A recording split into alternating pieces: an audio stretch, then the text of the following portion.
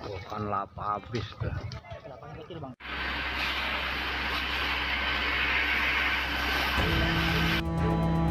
Kebakaran melanda sebuah lapak biji plastik di Jalan Kampung Gaga Kalideres, Jakarta Barat. Sejumlah petugas pemadam kebakaran berjibaku memadamkan api di lapak seluas 50 meter persegi ini. Beruntung seluruh pekerja bisa menyelamatkan diri sebelum api membesar. Diduga api berasal dari puntung rokok yang masih menyala. Untuk kronologi kebakaran ini dugaan dari puntung rokok buang sembarangan. Yang terbakar itu biji-biji plastik yang udah hasil dari gilingan. Api berhasil dipadamkan 30 menit kemudian setelah 8 unit mobil damkar dikerahkan ke lokasi. Meski tak ada korban jiwa, namun kerugian ditaksir mencapai puluhan juta rupiah. Dari Jakarta, Miftahul Gani, iNews melaporkan.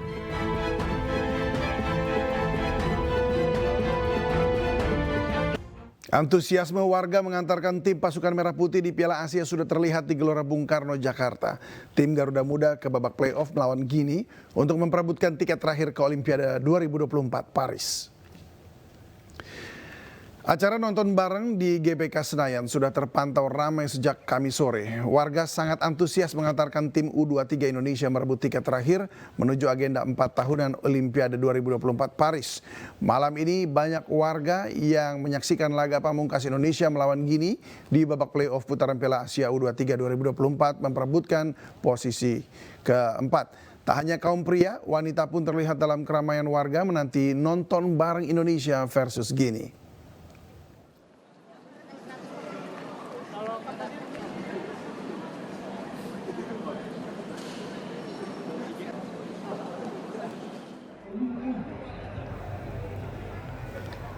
Sementara itu dukungan untuk timnas Garuda Muda melawan Guinea menggema di gedung Kemenpora. Bentuk dukungan ini dilakukan dengan nobar yang dihadiri ratusan masyarakat. Mereka datang untuk nobar laga Indonesia versus Guinea. Satu layar tancap lengkap dengan karpet disediakan untuk warga yang datang menonton pertandingan pada malam ini. Semangat dukungan juga terlihat dari pakaian yang digunakan masyarakat saat nobar. Pertandingan ini menjadi harapan terakhir Indonesia untuk melenggang ke Olimpiade Paris 2024. Jangan sampai terlalu banyak fan yang tidak perlu. Ini akan sangat mengundang untuk menonton, tapi belum dia tampilkan. Apakah dari sudut pandang Anda tempat berlangsungnya laga yang begitu istimewa juga untuk bisa berlaga di Olimpiade Paris 2024 nanti ini kehebatan dari para pendukung tim Indonesia. Indonesia telah tertinggal 0-1 dari Guinea dalam babak playoff menuju Olimpiade Paris 2024. Seperti apa kemeriahan nonton bareng laga hidup mati tim Garuda Muda? Sudah ada rekan Anissa Rizkia di Puro Pakualam, Daerah Istimewa Yogyakarta. Selamat malam Anissa. Seperti apa situasi nonton bareng Indonesia melawan Guinea di sana? Dari mana? Acok menuwe yo, dipanggil. Selamat malam David dan juga pemirsa. Saat ini situasi begitu ya di Puro Pakualaman, salah satu titik yang melaksanakan nonton bareng Indonesia versus Guinea. Ini tampak antusiasme warga begitu ya, kalau dilihat ini jumlahnya bisa mencapai ratusan. Sudah memadati area lapangan Swadanan yang ada di Puro Pakualaman, Daerah Istimewa Yogyakarta. Memang sejak tadi sore saya sudah melihat begitu ya antusiasme warga berdatangan, tak hanya dari kawasan Pakualaman namun juga dari Kabupaten Bantul, kemudian Kabupaten Sleman. Mereka rela datang kemari untuk menonton bersama, yakni menyaksikan laga playoff Indonesia versus Guinea, di mana saat ini skor 1-0. Kita optimis nantinya Indonesia dapat mengungguli skor di babak selanjutnya. David dan juga pemirsa, dapat saya gambarkan memang untuk saat ini tidak hanya di kawasan Puro Pakualaman yang dipadati oleh masyarakat, namun arus lalu lintas menuju ke jalan Puro Pakualaman ini tampak ramai begitu, cukup padat, di mana tadi saya sempat berbincang dengan Wakil Gubernur Daerah Istimewa Yogyakarta Pakualam 10, beliau menyatakan bahwa perjalanan dari daerah Gayam menuju ke Puro Pakualaman yang biasanya hanya ditempuh 5 menit, tadi beliau hingga perjalanan tiba di Puro Pakualaman ini mencapai 40 menit. Bisa digambarkan, bisa dibayangkan maksud saya, Davi dan juga pemirsa, kepadatan arus lalu lintas ini memang cukup padat begitu ya menuju ke kawasan Puro Pakualaman. Dan kalau dilihat juga memang tidak hanya masyarakat dari generasi muda, namun juga ada bapak-bapak, ibu-ibu, dan ada anak-anak nih, para supporter yang ingin mendukung Garuda Muda kita berlaga di playoff malam hari ini. Kita optimis bahwa tim Garuda Muda akan memenangkan playoff kali ini dan tentunya maju ke Olimpiade 2024. Dan untuk saat ini memang sedang break begitu ya. Dari Puro Pakualaman pun juga menyapa warga yang sudah datang rela mengantri untuk bisa nonton bareng di kawasan Puro Pakualaman ini. Saya kembalikan kepada Davi yang ada di studio. Bagi satu-satu. Oke. Baik. Ya, Anissa, kalau kita lihat di belakang ini, kan ini tadi sudah ada 1 gol ya melalui penalti. Bagaimana itu respon dari para penonton tadi ketika menyaksikan ini? Ya, memang ini dari antusiasme penonton ini sangat luar biasa sekali. Bahkan ada salah satu begitu ya supporter yang tadi sempat saya berbincang begitu mengenai prediksinya seperti apa. Saya akan ajak berbincang sebentar. Mas, diperkenalkan namanya siapa nih?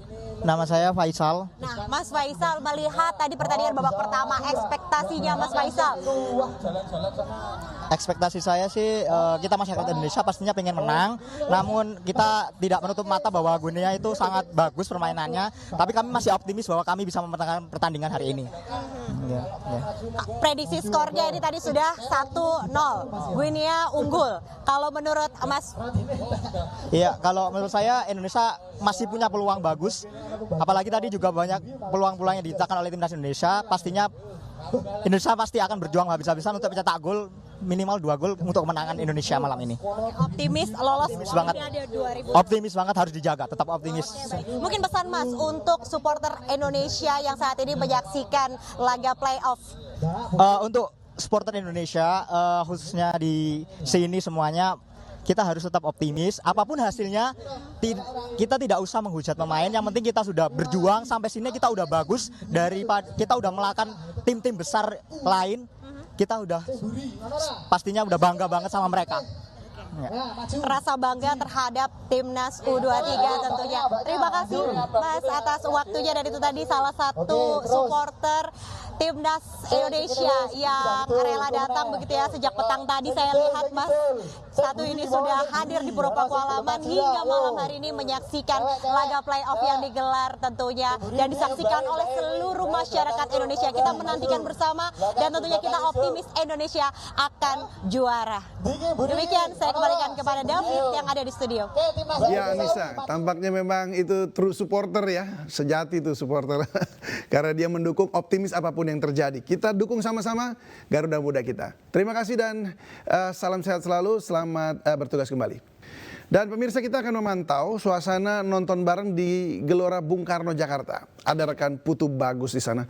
Putu, seperti apa kemeriahan nobar di sana?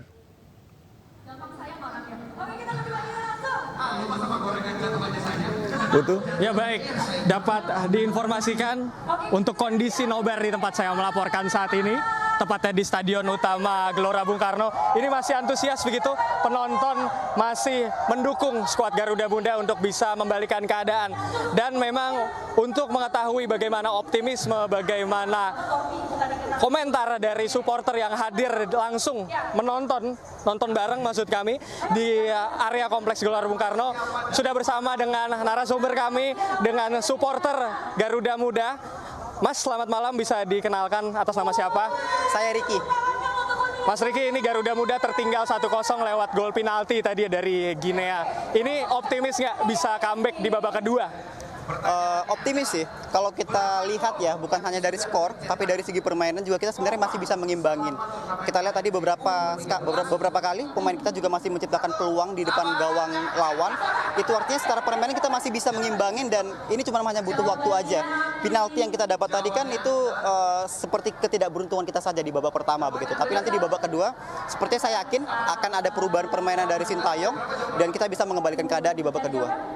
Baik, berarti masih optimis begitu ya. Ini kira-kira siapa pemain yang bakal mencetak gol atau bisa menjadi pilar utama Garuda Muda untuk bisa membalikkan keadaan? Kalau kita lihat tadi permainannya di lini tengah ya, yang agak sedikit lemah begitu. Tapi nanti dengan ada perubahan, kita harapkan Ivan Jenner bisa menjadi pemain kunci di permainan di babak kedua nanti dan bisa membuka peluang untuk strike Marcelino dan Witan untuk bisa mencetak gol. Tapi kalau feeling saya sih sepertinya nantinya strike ya, striker utama kita nantinya bisa mencetak gol di babak kedua. Kalau untuk pemain, ini prediksi skor akhir berapa kira-kira? Walaupun kita sedang tertinggal, tapi dari supporter kami yang ada di sini juga optimis nantinya kita bisa unggul dengan skor realistis 2-1 kita bisa unggul untuk menuju ke Olimpiade 2024. Terakhir nih Mas, Pratama Arhan sering memberikan kontribusi lewat lemparan jarak jauhnya. Kira-kira bisa nggak di pertandingan kali ini Arhan mencetak assist atau mencetak gol? Saya yakin bisa, tapi itu bukan satu-satunya cara. Ada banyak cara lain, tapi spesialisasi Arhan itu juga bisa dimanfaatkan begitu ya. Sepak bola kita sekarang sudah modern, tidak hanya memanfaatkan umpan-umpan lambung aja, tapi melalui skema bola-bola pendek di lapangan gitu. Jadi kalau memang itu bisa diandalkan, dimanfaatkan nggak masalah, tapi cara lain juga bisa digunakan. Baik Mas Riki, terima kasih atas waktunya. Semoga skuad Garuda Muda menang ya. Ya itulah pemirsa hasil wawancara kami dengan salah satu supporter timnas Indonesia yang memang masih optimis untuk bisa membalikan keadaan di babak kedua ini dan kita berharap secara bersama-sama Pratama Arhan, Hernando Ari, Ivan Jenner, Marcelino Ferdinand bisa memperoleh kemenangan dan kita bisa mengunci tiket ke Olimpiade Paris 2024. Kami kembalikan ke Anda di studio. Ya baik, masih ada harapan satu babak lagi ya. Baiklah kalau gitu terima kasih Putu Bagus sudah melaporkan dari GBK, selamat bertugas kembali. Ya dan pemirsa seperti apa suasana nobar di Kemenpora, ada rekan Estra Ambarita di sana. Estra, seperti apa suasana terkini di sana?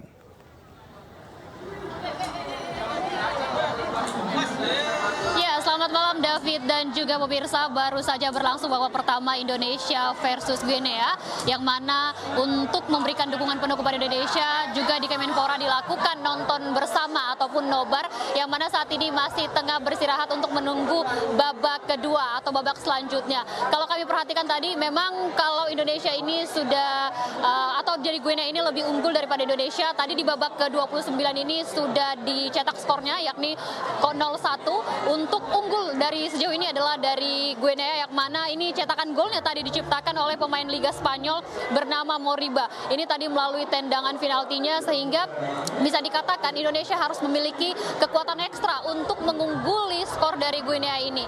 Dan tadi juga kita tonton bersama bahwa adanya tekanan-tekanan yang diberikan daripada Guinea ini mengharuskan Indonesia harus lebih unggul lagi nanti di babak kedua. Tentunya harapan kita bersama bahwa Indonesia ini bisa mengejar ketertinggalan skor ini, mengingat ini menjadi kans Indonesia untuk mengikuti Olimpiade Paris 2024. Apabila Indonesia nanti bisa mengungguli tentunya langkah daripada Guinea ini, tentunya menjadi penantian kita bersama setelah beberapa tahun tidak pernah mengikuti pertandingan ataupun Olimpiade Paris 2024. Demikian, kembali ke Anda, David. Ya baik, terima kasih Estra Ambarita yang melaporkan langsung dari gedung Kemenpora Jakarta. Menteri Perhubungan Budi Karya Sumadi mencopot direktur dan sejumlah pejabat di Sekolah Tinggi Ilmu Pelayaran Cilincing, Jakarta. Budi juga mendorong proses hukum di kepolisian berjalan.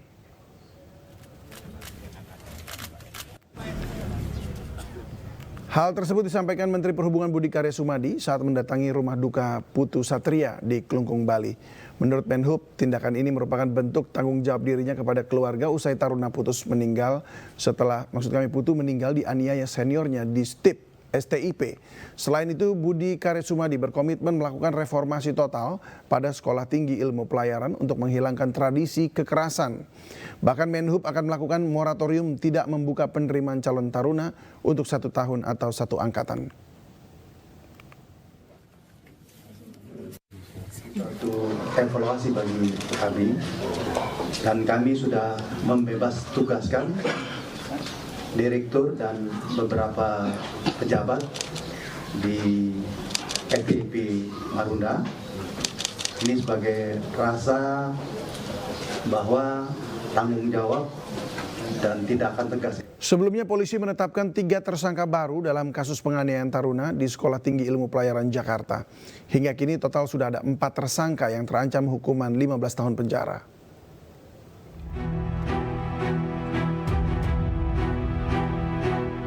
Kasus tewasnya Putu Satria Ananta Rustika, taruna tingkat 1 di Sekolah Tinggi Ilmu Pelayaran atau STIP Jakarta, yang dianiaya seniornya kini memasuki babak baru. Usai gelar perkara kedua pasca prarekonstruksi, penyidik Reserse Kriminal Polrestro Jakarta Utara menetapkan 3 tersangka baru. Mereka adalah senior korban taruna tingkat 2 di sekolah calon pelaut tersebut, yakni AKA alias K, WJT alias W, dan FA alias A. Penetapan ketiga tersangka usai polisi memeriksa 43 saksi, rekaman CCTV, dan hasil visum korban. Dari hasil visum korban ditemukan luka lecet pada bibir dan perut akibat benda tumpul. 3 tersangka itu menjadi atau mempunyai peran turut serta, turut melakukan, ya dalam konteks ini orang yang melakukan, yang menyuruh melakukan atau turut melakukan perbuatan itu. Barang siapa dengan sengaja memberikan kesempatan, daya upaya atau keterangan untuk melakukan kejahatan. Jadi memperlancar prosesnya peristiwa kekerasan eksesif. Bentuk 5556 ini adalah penegasan dari prinsip dari keturutsertaan dalam suatu proses pidana, ada kerjasama dan ada kerjasama yang nyata dalam perbuatan atau tindak pidana kekerasan eksesif. Saya rasa itu, terima kasih rekan-rekan. Hari ini kita melakukan proses penyidikan berikutnya terhadap 3 tersangka tambahan dan dilakukan penahanan terhadap yang bersangkutan.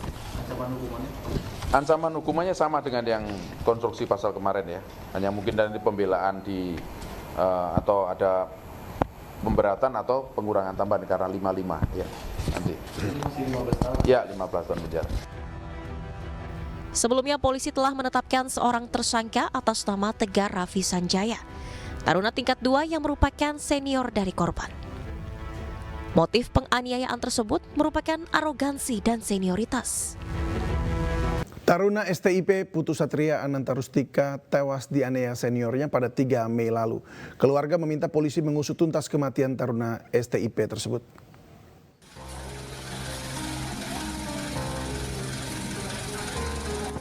Jenazah taruna Sekolah Tinggi Ilmu Pelayaran atau STIP Putu Satria Ananta Rustika yang tewas diduga dianiaya seniornya telah diotopsi tim forensik Rumah Sakit Polri Kramat Jati, Jakarta.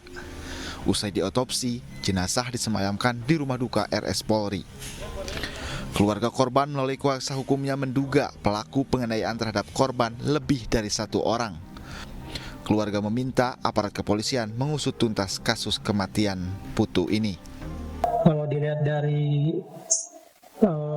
penjelasan kampus, penjelasan pihak STIP, dan dilihat dari CCTV, kita sih belum lihat yang ya. Cuman ada keluar masuk orang. Keluar masuk orang, itu yang mau kita dalami. Siapa aja orang yang di dalam saat kejadian. Pas sudah kejadian siapa yang keluar itu kalau saya dengar infonya saya ada 4 orang ya. Cuman saya belum bisa memastikan berapa pelakunya, berapa orang totalnya. Kita baru dapat informasi. Putu Satria Ananta Rustika dilaporkan tewas pada Jumat pagi. Dari hasil pemeriksaan, korban diduga mengalami penganiayaan karena ada luka lebam di bagian ulu hati.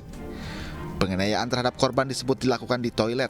Korban pun sempat dibawa ke klinik sekolah, namun nyawa korban tidak tertolong hingga akhirnya dibawa ke rumah sakit di Bekasi, Jawa Barat.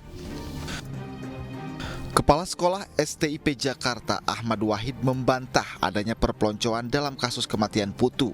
Ahmad mengatakan peristiwa tersebut merupakan personal antara korban dan seniornya. Di sini sebenarnya tidak ada perpeloncoan, jadi kita sudah hapus semua perpeloncoan. Karena itu penyakit turun-temurun, saya sendiri sudah setahun di sini, itu semua saya sudah hapus perpeloncoan itu, sudah nggak ada. Itu masih terjadi nih, Pak? Nah itu di luar kuasa kita karena tadi tidak ada dalam program kita. Sementara itu di rumah duka korban di Bali, sejumlah kerabat mulai berdatangan. Keluarga merasa terpukul karena korban merupakan anak yang baik. Orang tua tidak menyangka karena Putu tidak pernah mengeluh selama mengikuti aktivitas sekolah. Walau orang tua sempat was-was sebelumnya mendengar kabar kekerasan yang terjadi di sekolah tersebut. Dari Jakarta dan Bali, Tim Liputan iNews melaporkan. Terima kasih Anda masih bersama kami di iNews Prime. Wakil Presiden terpilih Gibran Rakabuming Raka beserta keluarga berlibur ke Bandung menggunakan kereta cepat Wush. Jalan-jalan kemana, Mas? Mau jalan-jalan kemana? Bandung. Ke Bandung. Ada apa, Mas? Gibran bertolak ke Bandung menggunakan kereta cepat Wush dengan keberangkatan pukul 12 siang dari Halim Perdana Kusuma, Jakarta. Gibran pergi bersama istri Selvi Ananda dan kedua anaknya Jan Etes serta La Lembah Manah, beserta juga sejumlah anggota keluarga yang lain.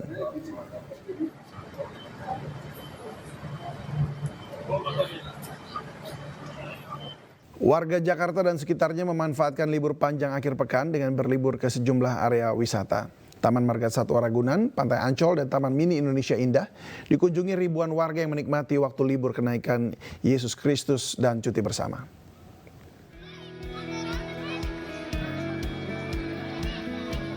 Warga Jakarta dan sekitarnya memanfaatkan libur panjang akhir pekan dengan berlibur ke sejumlah area wisata. Salah satunya ke Taman Marga Satwa Ragunan.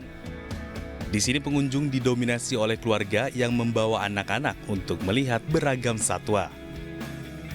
Selain rombongan keluarga, juga ada rombongan siswa sekolah dasar yang sedang study tour ke Ragunan. Sejak dibuka pukul 8 pagi, lebih dari 2.000 pengunjung ke kawasan Taman Marga Satwa Ragunan. Selain Ragunan, Taman Impian Jaya Ancol juga ramai pengunjung karena menjadi tempat berlibur favorit. Sejak Kamis pagi, tercatat 9.000 pengunjung datang untuk berwisata di Pantai Ancol. Warga mengajak keluarga dan teman-teman untuk bermain pasir serta bersantai di pantai. Tuh, jadi bawa anak 2 ke sini sama teman-teman, cuman kita pisah. Ada yang ke Dupan, kita kebetulan pengennya ke sini gitu. Ya. Nah, sebelumnya udah pernah ke sini belum, Pak? Udah pernah. Oh, udah pernah. Ya. Taman Mini Indonesia Indah juga ramai pengunjung. Warga yang tengah berlibur antusias menaiki bis wisata yang melewati sejumlah anjungan. Pengunjung juga memanfaatkan sejumlah wahana seperti gondola dan kereta gantung. Ada pula hiburan kesenian serta wisata edukasi tentunya yang legend yaitu Teater Keong Mas dan Taman Burung. Dari Jakarta, Tim Liputan iNews melaporkan. Memasuki libur panjang kenaikan Yesus Kristus, kepadatan lalu lintas terjadi di berbagai daerah. Di Bandung, Jawa Barat, sebanyak 39.000 lebih kendaraan masuk ke kota Bandung melalui tol Paster.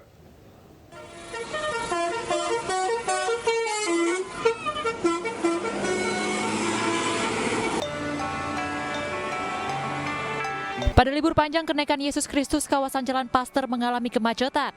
Nampak kepadatan lalu lintas terjadi di pintu keluar tol Paster, Kota Bandung, Jawa Barat. Selain itu, kawasan jalan protokol seperti Jalan Dr. Junjuna juga nampak padat merayap.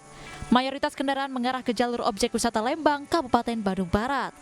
Sebanyak 39.000 lebih kendaraan masuk ke Kota Bandung melalui pintu tol Paster atau naik sebesar 9% dari hari biasanya. Diprediksi puncak arus wisata ini akan terus terjadi hingga Jumat malam.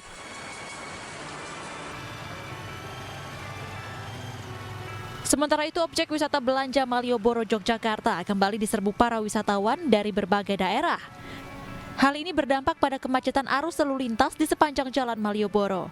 Kepadatan didominasi oleh kendaraan wisatawan baik roda 2 maupun roda 4. Begitupun tempat pusat belanja oleh-oleh. Teras Malioboro 2 juga ramai oleh wisatawan yang berburu beragam oleh-oleh seperti kaos maupun batik.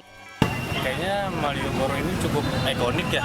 Kalau jalan-jalan ke Jogja, kalau nggak ke Malioboro kayaknya kayak kurang aja gitu. tempat legendaris sih kalau menurut saya sih. Biasanya yang paling dicari apa Masnya?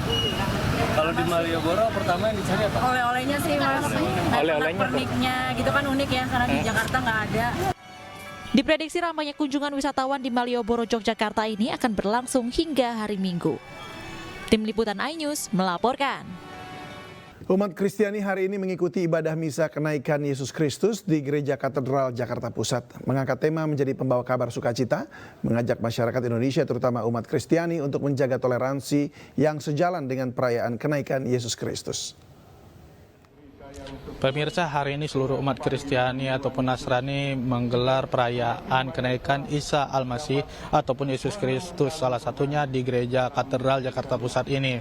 Pihak Gereja Katedral ini melakukan ibadah misa kenaikan Yesus Kristus yang dibagi menjadi 3 sesi, yakni pada pukul 6 pagi hari tadi, 12 siang tadi, dan pukul 18 waktu Indonesia Barat.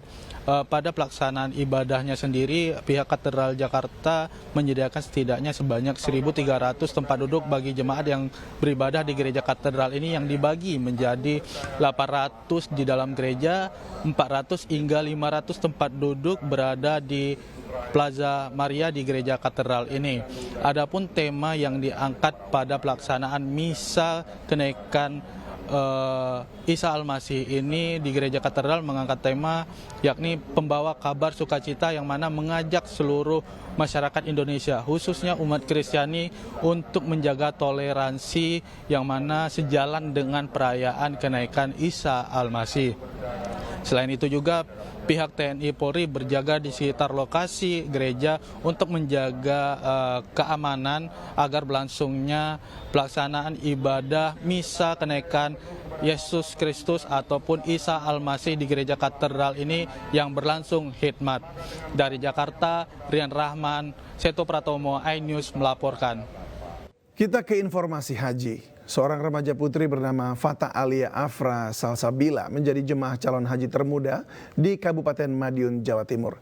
Fata akan melaksanakan ibadah haji ke Tanah Suci bersama kedua orang tuanya di usia 18 tahun.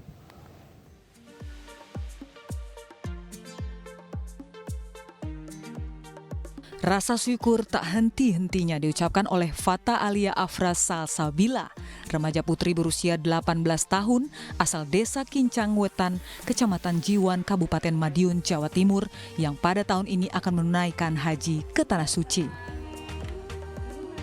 Fata Alia Afra Salsabila tercatat sebagai jemaah calon haji termuda di Kabupaten Madiun. Rencananya Fata akan melaksanakan ibadah haji bersama kedua orang tuanya. Apa nanti doa pertama yang dipanjatkan di sana? Doa pertama yang pastinya keterima di PTN. PTN mana Mbak? UNS. Kalau sekarang masih sekolah? Udah lulus ini, kemarin baru wisuda. Lulus SMA ya? Iya. Sebelumnya Fata Alia Afra Salsabila mendaftar menjadi calon jemaah haji pada tahun 2017 lalu. Dan estimasi berangkat pada tahun 2040 mendatang. Sedangkan kedua orang tuanya mendaftar pada tahun 2011. Karena ada program penggabungan sehingga Fata Alia dapat segera menunaikan ibadah haji bersama kedua orang tuanya tahun ini. Memang sudah ada program penggabungan, tapi agak kacau manajemennya, peraturan-peraturannya berubah-ubah di Kemenag. Akhirnya kami ya pesimis, ternyata pada tahun ini baru ada lagi program penggabungan tersebut, dan syaratnya menunggu 5 tahun terpenuhi juga. Alhamdulillah dari 2017 mendaftar sampai sekarang 7 tahun berarti sudah terpenuhi. Segala persiapan telah dilakukan, termasuk mempersiapkan fisik, cek kesehatan, hingga vaksin polio dan meningitis. Sesuai jadwal, Fata Alia bersama kedua orang tuanya akan berangkat ke asrama haji Sukolilo pada Kloter 2 Jawa Timur 15 Mei 2024 mendatang. Dari Madiun, Jawa Timur, Arif Wahyu Effendi, iNews melaporkan.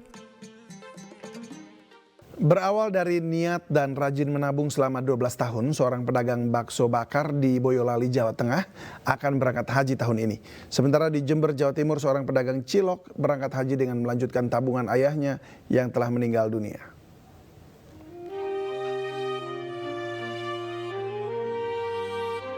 Beginilah kesibukan Lukman Busro, pedagang bakso bakar asal Dukuh Lemah Abang, Desa Dibal, Kecamatan Ngemplak, Boyolali, Jawa Tengah. Setiap pagi, Lukman Busro dibantu istri serta keponakannya menyiapkan dagangan, mulai dari membuat tusukan bakso hingga menata dagangan dalam kotak jualan di atas motor. Sudah lebih dari 12 tahun, Lukman berjualan bakso bakar. Awalnya ia berjualan dengan berkeliling dari desa ke desa. Namun saat ini, ia lebih memilih mangkal di seputaran Bandara Adi Sumarmo yang ramai. Berkat niat, doa, serta ketekunan menyisihkan uang dari 50 hingga 100 ribu setiap hari, pria 35 tahun ini bisa berangkat haji tahun ini. Namun karena keterbatasan anggaran, Lukman hanya berangkat sendiri tanpa didampingi istri. Lukman mengaku sudah siap semua untuk menunaikan ibadah haji dan telah mengikuti seluruh bimbingan yang diselenggarakan oleh Kemenak setempat. Dan untuk melatih fisik setiap hari, selalu menyempatkan diri berolahraga jalan-jalan. Ya, alhamdulillah. Terus mulai daftar kapan? Tahun 2012. 2012? Iya. Masnya ini pekerjaannya apa setiap hari? Jualan bakso bakar di bandara. Daftarnya juga itu, Mas? Dari hasil ini? Dari hasil jualan. Gimana caranya untuk bisa? Ya, menabung dan menyisihkan 50 sampai dengan 100 ribu per jualan. Per jualan? Iya. Sudah berapa tahun menabungnya? Ya, dari 12 sampai sekarang. Sampai sekarang? Iya, 12 tahunan. 12 tahun? Iya. Uniknya lagi, untuk uang saku selama ibadah haji, Lukman juga menabung uang koin dalam sebuah bambu. Dan saat tabungan bambu dipecah, isinya lebih dari 3 juta rupiah. Untuk sangu, alhamdulillah menabung di celengan bambu. Gitu? Ya, dari uang koin. Uang koin? Ya. Dapat berapa? Ya, antara 3 jutaan lebih untuk sangu. Meski hanya berangkat sendiri, Lukman mengaku senang karena tahun ini mendapat kesempatan melaksanakan ibadah haji ke Tanah Suci. Dari Boyolali, Jawa Tengah, Tata Rahmanta, iNews melaporkan.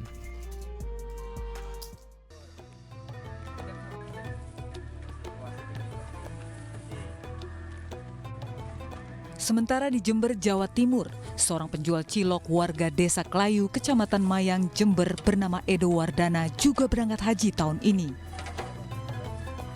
Edo meneruskan haji milik sang ayah yang berprofesi sebagai tukang becak bernama Miskali yang telah meninggal dunia pada tahun 2020 lalu. Namun untuk berangkat haji, Edo masih butuh uang setidaknya 35 juta rupiah untuk pelunasan. Hingga akhirnya, Edo harus banting tulang selama 4 tahun menjual cilok di sebuah klinik di Kecamatan Mayang untuk melunasi haji ayahnya hingga 60 juta rupiah. Kalau sudah selesai jualan, saya tabung uangnya. Sedikit demi sedikit, saya tabung. Gitu. Untuk apa Mas itu? Itu untuk buat pelunasan haji bapaknya saya. Jadi saya sedikit demi sedikit ditabung, alhamdulillah